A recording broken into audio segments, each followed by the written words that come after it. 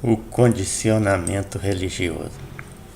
A suposição de que somos conduzidos por seres sobrenaturais formou-se no cérebro do homem nos seus primórdios e permaneceu inquestionável por tanto tempo que parece ter se incorporado ao código genético, tornando esses seres imaginários uma necessidade humana.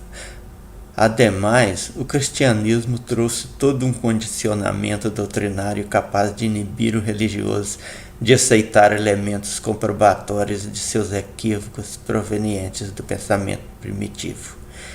Destarte, ele faz tudo possível para negar o inegável e justificar o injustificável. Desde que o homem desenvolveu um cérebro capaz de buscar explicação para todas as coisas, ele já começou a imaginar a existência de seres sobrenaturais, autores dos fenômenos da natureza, a que chamou deuses. Os deuses, embora invisíveis, teriam as formas dos seres vivos, como o boi, a cobra, as aves, etc. Os próprios animais e aves já eram vistos com certo mistério ante suas capacidades e comportamentos impossíveis aos humanos. Por que os peixes não afogam na água em que vivem? Como a cobra se movimenta com tamanha agilidade sem ter pés? Que poder têm as aves? Elas se movem pelo ar enquanto o homem, por muito que se esforce dando salto, cai com ímpeto na superfície da terra. Nesse ambiente tão misterioso, não era nenhum absurdo certos animais serem deificados. Ateu, graças a Deus, páginas 62 e 63. Por esses milhares e milhões de anos, essas crenças eram verdades fora de qualquer dúvida. Ninguém sequer imaginava estar enganado.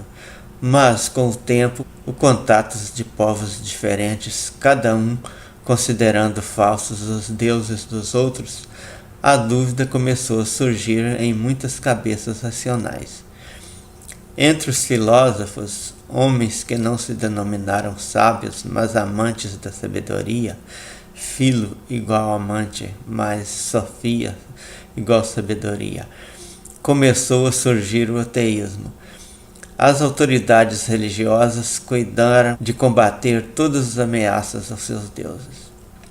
O cristianismo, que surgiu entre os romanos há próximo de 2000 anos e em poucos séculos dominou o mundo, tornou-se rico em obstáculos à percepção de seus enganos.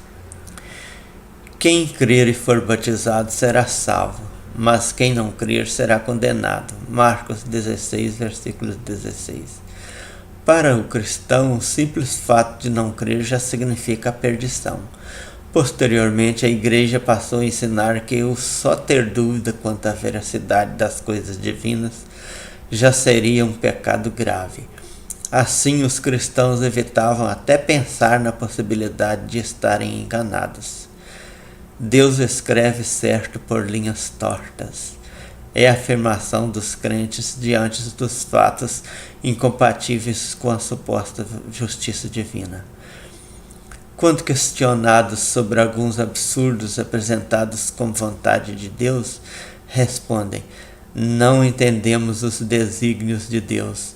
Quem somos nós para questionar a sabedoria divina? E assim tudo é perfeito quando se trata da chamada Palavra de Deus. Quando veio o ateísmo se expandindo entre as pessoas de mais conhecimento, o consolo são estas palavras. Naquele tempo falou Jesus, dizendo: graças te dou, ó Pai, Senhor do céu e da terra, porque ocultastes estas coisas aos sábios e entendidos e as revelaste aos pequeninos. Mateus 11, versículo 25. Para eles, o próprio Deus fez com que os sábios não entendessem a verdade e os analfabetos e os de pouca inteligência fossem capazes de entender. Há estratégia melhor do que essa? Quando aparece algum maluco dizendo ser reencarnação de Jesus ou o próprio Jesus, aí é que ficam mais confiantes no que aceitaram como verdade, porque Jesus teria dito: acautelai-vos que ninguém vos engane, porque muitos virão em meu nome dizendo: eu sou o Cristo, e enganarão a muitos. Mateus 24, versículo 5.